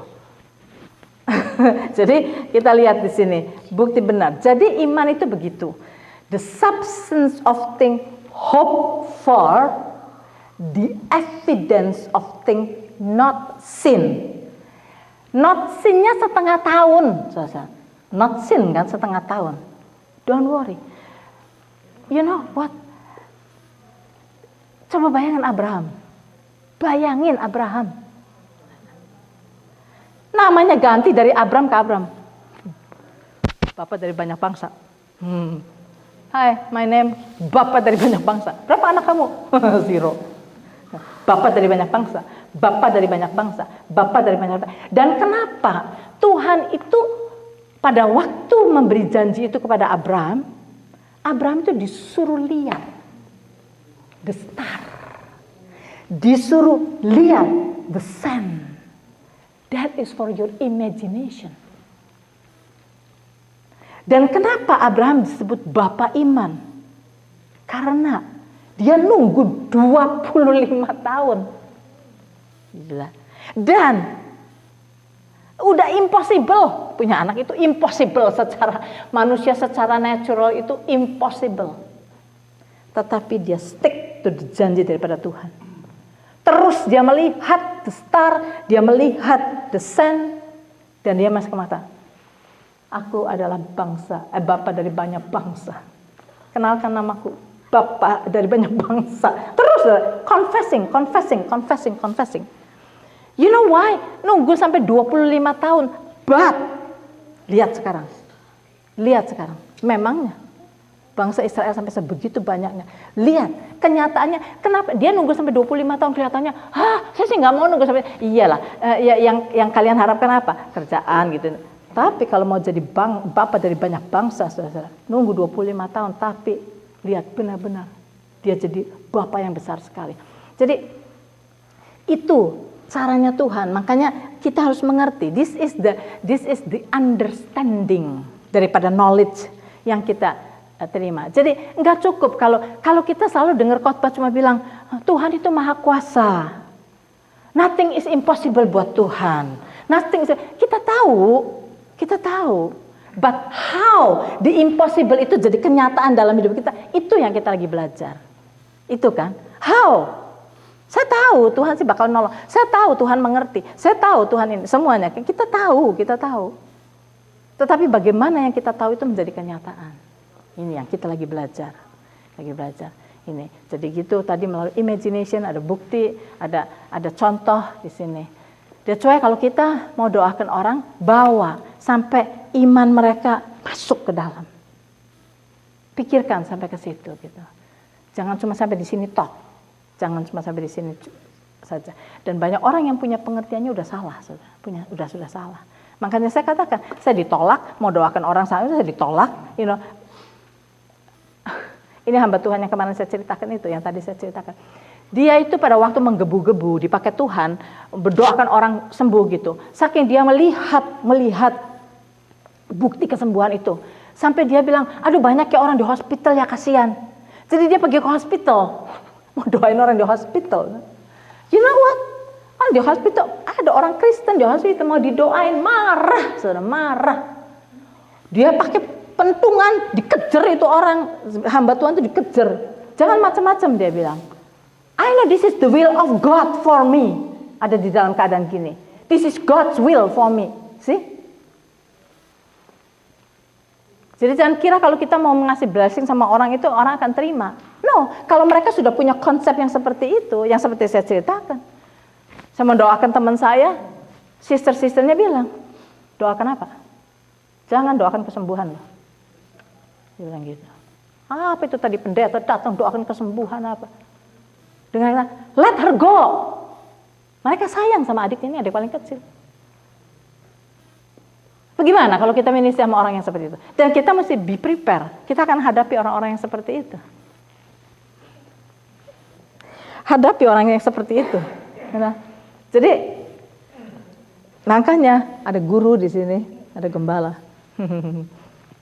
Praktek itu. Sabar. Nah, orang sebelum kita ministry doakan dulu orangnya. Sebelum kita datangi doakan dulu supaya kalau hatinya jadi gembur dulu gitu. Pada waktu kita mau tanam bibit, masuk ke dalam. Gitu. Kalau orangnya udah nolak ya.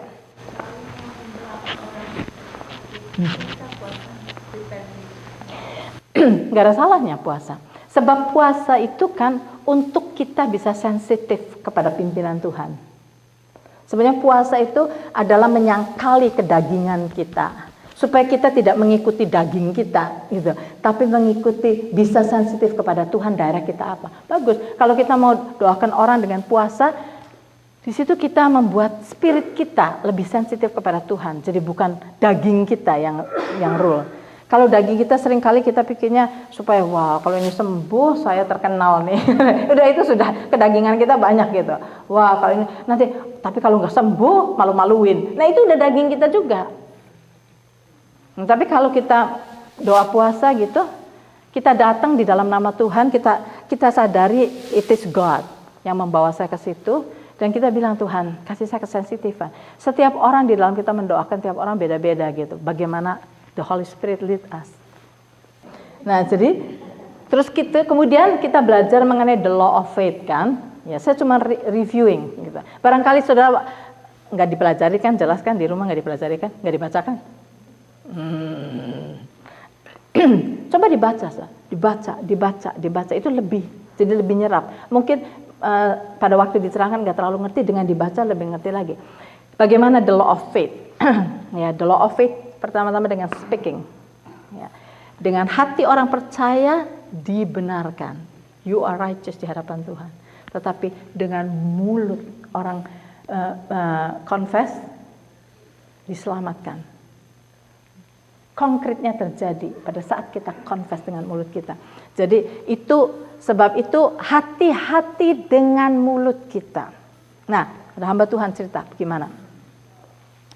Dia sudah dipakai Tuhan di dalam kesembuhan dan dia percaya benar orang sakit kayak apapun bisa sembuh. Dia sudah doakan orang sampai orang nggak punya mata, matanya keluar, ada matanya nongol gitu. Jadi dia udah dipakai Tuhan luar biasa. Dia pergi ke luar negeri, berapa lama? Kemudian dia dipanggil pulang karena girlfriendnya orang yang menggebu-gebu di dalam Tuhan, sakit keras, karena leukemia. Nah ini dia percaya Tuhan sembuhkan leukemia. Dia datang, dia doakan girlfriendnya, didoakan mati-matian, gak sembuh, mati di depan dia sampai perdarahan, katanya dia mati choke di dalam darahnya sendiri. Nah, dia tuh nggak ngerti, kenapa Tuhan? Tapi dia determine, dia bilang, ini saya tahu bukan salahnya Tuhan. There's something wrong. I don't know what's wrong. Dia percaya firman Tuhan itu betul, firman Tuhan itu ya dan amin. Tetapi ini kejadiannya lain. Dia bilang gini, what is it Lord? Dia tanya Tuhan, enggak ada jawaban. Sampai 3,5 tahun kemudian, dia baru tahu jawabannya. Ternyata pacarnya ini, karena orang yang sungguh-sungguh menggebu-gebu di dalam Tuhan, dia itu pernah ngomong, bikin apa sih, kayak seperti sumpah. Dia bilang gini, Tuhan, give me penyakit seperti leukemia, supaya pada saat saya mati di funeral, ada orang-orang yang diselamatkan. Dia saking kepengennya melihat dia menggebu-gebu mau ministry pada orang supaya orang terima Tuhan. Dan dia mau bilang, saya mau mati, saya mau kena leukemia, saya mati. Spesifik dia ngomong leukemia. Saya mau mati. Sampai untuk keselamatan orang-orang. Pada waktu funeral dia, ada 4 orang receive Jesus. Tapi saudara, kita bilang, si Hendra lagi melongo di situ, mungkin Hendra bilang, kok Tuhan kasih sih leukemia, gitu kan? Kok Tuhan kasih sih leukemia? Saudara, it's not God yang kasih leukemia. Kalau kita confessing something yang gak benar, iblis tangkap itu. Iblis tangkap itu. That's why death and life is in the power of the tongue. Death and life is in the power of the tongue. Jadi hati-hati dengan kita katakan, kalau itu yang memang kita bilang, do this, let this happen to me, let this happen to me. Biarpun Tuhan tidak mau itu terjadi, tetapi iblis punya hak karena that is yang dia confess. Death and life in the power of the tongue. Memang firman Tuhan sudah bilang bahwa death and life ini adalah salah satu law. Karena itu, law itu nggak bisa diapa-apain, saudara. Kalau law itu ya law, gitu. Jadi kalau kitanya melanggar law itu dengan mengatakan yang nggak benar, iblis punya hak untuk masuk ke situ dan dia punya hak untuk menjadikan apa yang orang itu katakan. Makanya kalau sudah perhatikan di dalam firman Tuhan itu banyak yang ini saya pikir hidup dan mati. Bahasa Indonesia hidup dan mati, no. The real itu mati dan hidup ditentukan oleh mulut kita. You know why? Kalau sudah perhatikan mulut kita kalau bicara lebih banyak negatif daripada positif. Lebih banyak negatif daripada positif. Seringkali kita takut ngomong yang positif. Sebenarnya kita pikir, ya sombong lah. Nanti kita, bagaimana kalau nggak terjadi? Yang terjadi sebaliknya bagaimana? Jadi saya nggak mau lah. Nanti daripada nanti saya bilang saya dapat rezeki, ternyata saya jadi rugi. Dan saya bilang, nggak mau lah. Jadi kita tuh takut ngomong yang positif, saudara. That is the trick of the devil. Sebab itu sekarang sebagai anak-anak Tuhan, belajar ngomong yang positif. Belajar ngomong yang positif. Berkati saudara-saudara kita dengan kata-kata yang positif. Positif. Dan kalau saudara sendiri gitu, makanya saya bilang pada waktu saya ceritakan sama saudara, pada waktu saya tahu mobil saya sudah rusak sekali. Dan waktu itu saya mogok, waktu saya dari Cleveland, Ohio, mobil saya mogok di dekatnya airport di sini, lagi pulang mogok. Saya udah tahu ini mobil udah hancur lah, udah rusak sekali. Nah pada waktu itu saya bilang, kalau saudara mau confess something yang positif itu jangan di depan orang yang nggak percaya, nanti diketawain saudara, dan nanti iman saudara turun lagi. Saya ngomong di depan orang yang percaya, saya bilang, saya tahu Tuhan sudah sediakan mobil buat saya, dan saya percaya, saya tahu somehow deep di dalam hati saya, mobil ini brand new, saya bilang gitu. Mobilnya brand new, saya bilang gitu. Mereka bilang, percaya nggak? Saya bilang, percaya. Mereka bilang gitu, good. Saya bilang, kamu percaya? Saya ngomong pas tujuh, percaya. Saya bilang, percaya nggak? Saya bilang, saya nggak mau cuma hehehe. Percaya nggak? Percaya. Dia bilang, oke. Dia bilang, saya percaya. Saya bilang, itu yang akan dapat. Saudara, saya belum pernah beli mobil brand new. The next car itu brand new. Saya bukannya sombong. Jangan dikira ini kesombongan. No. Kalau kita mau confess, saudara, berani confess yang positif. Sebab yang Tuhan berikan itu exceeding abundantly above that we ask or think. Efesus 3 ayat 20 kalau mau dicatat.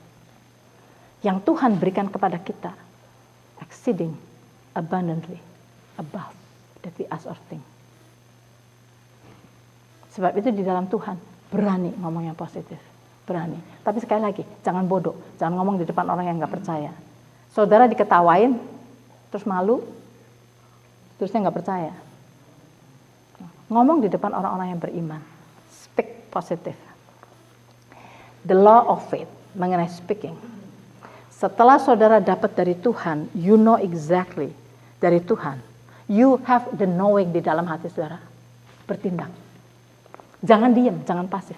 Bertindak, maju saudara, jalan, maju, bertindak. Itu yang saya alami, saya praktekkan. Jalan, bertindak, terjadi. Kalau kita diam aja, ngarepin bruk datang gitu dari Tuhan. Kalau kita lagi perlu duit, ngarepin duit datang, nggak akan terjadi sampai kapanpun juga.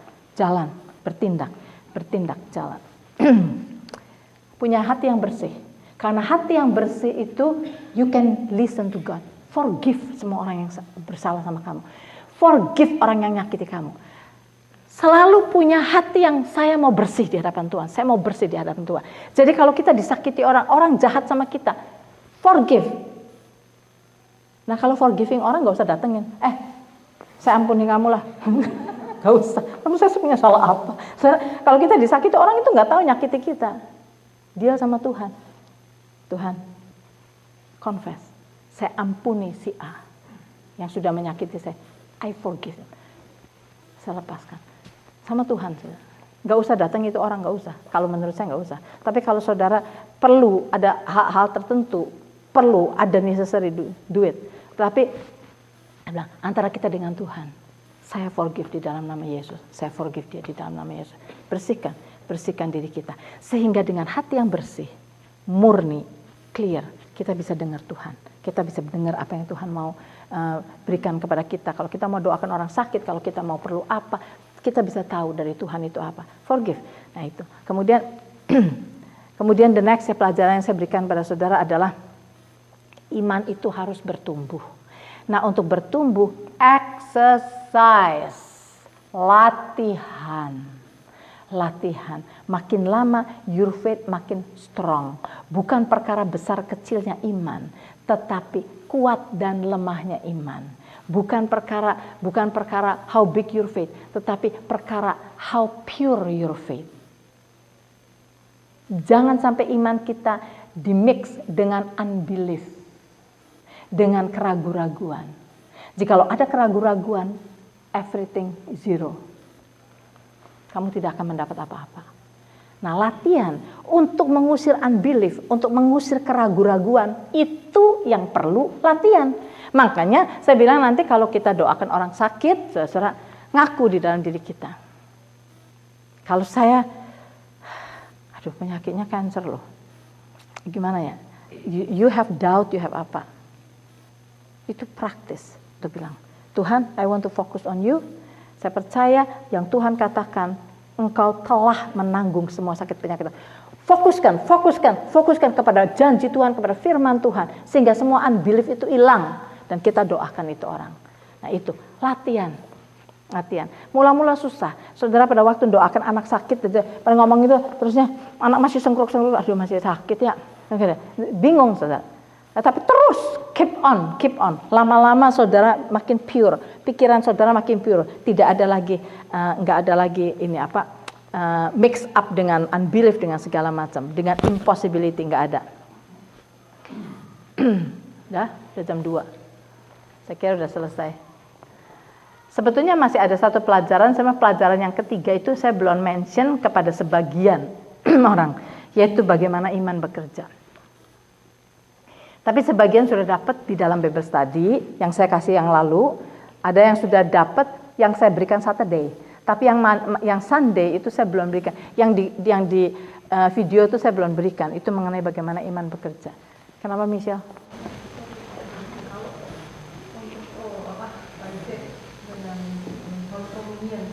Kalau kita lagi sakit, kita minum Holy Communion itu kita percaya bahwa itu juga tubuh dan darah Yesus yang sudah menemukan itu, boleh dan dilakukan begitu? Boleh. Holy Communion itu saudara lakukan setiap hari. Kenapa? Holy Communion itu adalah untuk memperkuat iman kita. Karena Holy Communion itu membuat kita kembali kepada apa yang Yesus lakukan kan. Kita diingatkan dan bahkan visible. Kita lihat, this is the blood of Jesus. yang kita take gitu. This is the body of Jesus yang sudah dipecah-pecahkan untuk saya. Itu memperkuat iman kita. Enggak ada salahnya. Holy Communion bisa dilakukan tiap hari asal jangan komunion itu dijadikan seperti jimat. Saya nggak setuju kalau orang beli itu anggurnya sama itunya sampai dibeli sampai ratusan dibawa ke Kanada, seakan-akan mesti beli dari tempat tertentu untuk dipakai. Your faith is wrong. Kamu sudah menempatkan imanmu kepada yang salah. Sepertinya ada di dalam pelajaran bagaimana iman bekerja itu. Iman kita harus tempatkan kepada Yesus, the author and the finisher of our faith. Kalau kita sudah menjadikan, nggak ada kok, kita nggak ada tuh anggur, nggak ada ini. Wah, kalau kayak gini nggak bisa doa. Ya, that is sudah wrong. Udah wrong, gitu. Ya. Kalau kita praktekkan, kemudian kita coba doa untuk orang sakit, berapa kali sebenarnya kita berdoa? Soalnya kan memang kan kalau doain mungkin belum tentu langsung sembuh. Tapi kan kita juga bilang bahwa sebenarnya waktu kita sudah berdoa, Tuhan sudah tahu. Tapi kan tadi juga Yana bilang bahwa doakan lagi. Jadi bingung sebenarnya doakan sekali atau terus-terusan atau bagaimana? Kita ke Reinhardt. Kalau saya ngajakin saudara kalau bisa ke Reinhardt itu bagus hari Senin, sebab di sana praktek. Nora ke sana, si Marta, saya ke sana. Sebab di sana itu sebenarnya saya lagi doa sebenarnya, Tuhan gimana ini prakteknya ini. Saya sendiri bukan orang yang bisa ngajarin exactly bagaimana, tapi pada waktu saya coba pergi ke Reinhardt di sana itu hari Senin malam saudara jam 8. Hari pertama itu yang bagus, yang Senin kedua sih biasa, tapi Senin pertama itu ditunjukkan sekali bagaimana prakteknya. Jadi dia itu begini prakteknya. Mula-mula kita semua worship sama-sama, speaking in tongues sama-sama gitu. Kemudian sesudah itu kita disuruh quiet dan kemudian kita disuruh coba rasakan dari 5 panca indera kita ini, apa yang kita sense gitu. Sebab kadang-kadang Tuhan juga bekerja melalui panca indera kita. Nah, kita ada orang yang mendengar sesuatu, ada orang yang mungkin dapat visi, ada orang yang merasakan pain di mana gitu. Whatever yang kamu rasa beda gitu. Terus dia bilang, oke, sesudah semua ini disuruh melakukan apa yang kamu rasakan. Ada nggak yang merasa pain? Ada yang bilang, saya ngerasa pain di shoulder. Oke, kamu maju ke depan. Orang itu tidak maju, saya bilang, siapa di antara kamu yang punya pain di shoulder gitu kan? Terusnya ternyata ada orang yang punya pain di shoulder, suruh maju. Nah, orang ini suruh doakan. Nah, terus dia bilang gini, kalau kamu doakan orang itu, terus sudah doakan terus masih sakit, masih doakan lagi. Dia bilang, doakan lagi. Udah masih sakit, masih doakan lagi terus gitu, doakan. Just sampai ada feeling sedikit different aja gitu. Dia ngeliat Tuhan udah mulai bekerja, itu kuasa kesembuhan itu mulai bekerja gitu. Dia sudah let it go gitu, walaupun belum heal secara full gitu. Nah, itu praktek dari elementary, maksudnya praktek elementarynya kayak gitu. Dan saya udah cerita sama saudara-saudara, Smith Wigglesworth itu punya murid banyak. Dan muridnya, dia tuh pernah sampai mengosongkan satu hospital. Dia datang sama murid-muridnya, hospital di mana tuh? Dia masuk ke hospital itu, semua orang didoakan sembuh semua, sampai ke hospital jadi kosong. Ya. Nah, seperti itu kuasa Tuhan yang bekerja melalui dia. Nah, dia punya murid banyak, dan kalau ada orang sakit di rumah yang sakitnya sampai nggak bisa dibawa kemana-mana, dia kirim muridnya ke sana. Dan dia kirim muridnya, dan muridnya stay di situ. Muridnya tidak boleh pulang sampai orangnya sembuh. Itu Smith Wigglesworth, baca bukunya Smith Wigglesworth, nggak boleh pulang. Dan dia bilang kalau nggak salah the longest si murid itu stay sampai orangnya sembuh itu 2 minggu. Nah, jadi yang dia lakukan apa? Kasih teaching kepada orang yang sakit itu. Build imannya orang itu terus. Dia doakan, terus. Dan dia strict sekali. Dia memang ekstrim sekali. Kamu nggak boleh pulang sampai orang itu sembuh. Ada yang 3 hari, ada yang ya kayak gitulah. Nah, kalau tergantung kita mau belajar seberapa tekunnya kita mau belajar. Everybody have different ini. Tapi saya kasih contoh-contoh yang seperti itu, yang di Reinhardt itu from the starting, the elementary seperti kayak gitu. Kalau Smith Wigglesworth sampai begitu, ya Do it according to your faith. Kamu mau exercise sampai seperti apa? Itu. Udah selesai? Segitu dulu selesai? Oke. Saya kira nanti satu kali lagi kita akan ini kan bagaimana iman bekerja. Sudah saya kasih catatannya. Kalau saudara nggak tahu berarti nggak dibaca. Sudah saya bagikan. Bagaimana iman bekerja? Ya ini tapi kalian udah dapat. Iya, kalian udah dapat. Tapi saya bilang saya sudah terangkan di dalam Bible study yang dulu sebelum ini, bukan yang buat gembala sama ini. Dan saya pernah nerangkan di yang Saturday. Sebab itu kalau saudara belum dapat, I think saudara udah dapat. Sebab ini dianggapnya pelajaran yang ketiga, yang saya sudah terangkan sampai pelajaran keempat. Nah, kalau belum ambil, tapi kalau sudah, ya udah, itu boleh ambil. Dan nanti the next kita akan lebih lagi. Bagi saudara yang sudah dapat pun, kalau saudara masih mungkin belum nangkep benar-benar, ya ikut lagi. Ya kita tutup aja dengan doa. Ya, kita tutup dengan doa ya. Bapa, kami mau bersyukur kepadamu buat waktu ini. Terima kasih Bapa kalau kami boleh mendengar kesaksian-kesaksian dari apa yang sudah Engkau buktikan itu terjadi. Biar kami makin hari iman kami makin diteguhkan, makin dikuatkan, makin dipurify. Dan kami bukan hanya mendapat knowledge Tuhan, kami ingin mendapat understanding. Sehingga kami bisa mempraktekkan apa yang kami tahu. Berikan kepada kami kerajinan Tuhan, agar supaya dari satu obstacle ke obstacle yang lain, dari satu persoalan dan persoalan yang lain, walaupun persoalan yang kecil sekalipun.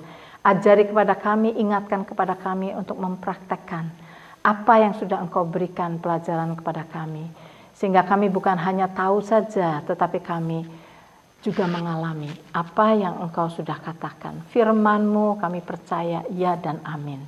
Dan kami ingin bertumbuh, kami ingin menjadi blessing buat banyak orang. Biar Tuhan kami boleh start dari keluarga kami masing-masing. Sehingga kami bisa mengalami, keluarga kami bisa mengalami, kami boleh menjadi kesaksian buat banyak orang. Berikan kepada kami ketekunan Tuhan. Kalau kami sudah mulai mempraktekkan apa yang Kau ajarkan, tetapi kami belum melihat hasil, berikan kepada kami Tuhan ketekunan. Terus seperti tadi Mulyadi tunjukkan, setengah tahun pun dia terus tekuni dan dia mengalami sesuatu yang luar biasa. Kami percaya Tuhan, pada saat Engkau sudah menyediakan hal yang besar, iblis pun tahu dan dia akan menghalangi apapun juga. Sebab itu berikan pada kami kesensitifan sehingga kami boleh tahu Tuhan apa yang harus kami lakukan. Kami boleh berperang, kami boleh menang dan kami boleh berjalan dari kemenangan-kemenangan, dari kemenangan kepada kemenangan, dari iman kepada iman. Kami akan membawa Tuhan your glory untuk memenuhi dunia ini. Thank you Tuhan, kami serahkan diri kami satu persatu dalam perjalanan kami pulang ke rumah kami masing-masing. Biar Engkau sendiri yang kami percaya Engkau yang hantar dan kami sampai ke rumah kami dengan tidak kurang suatu apa. Dalam nama Tuhan Yesus kami berdoa. Amin.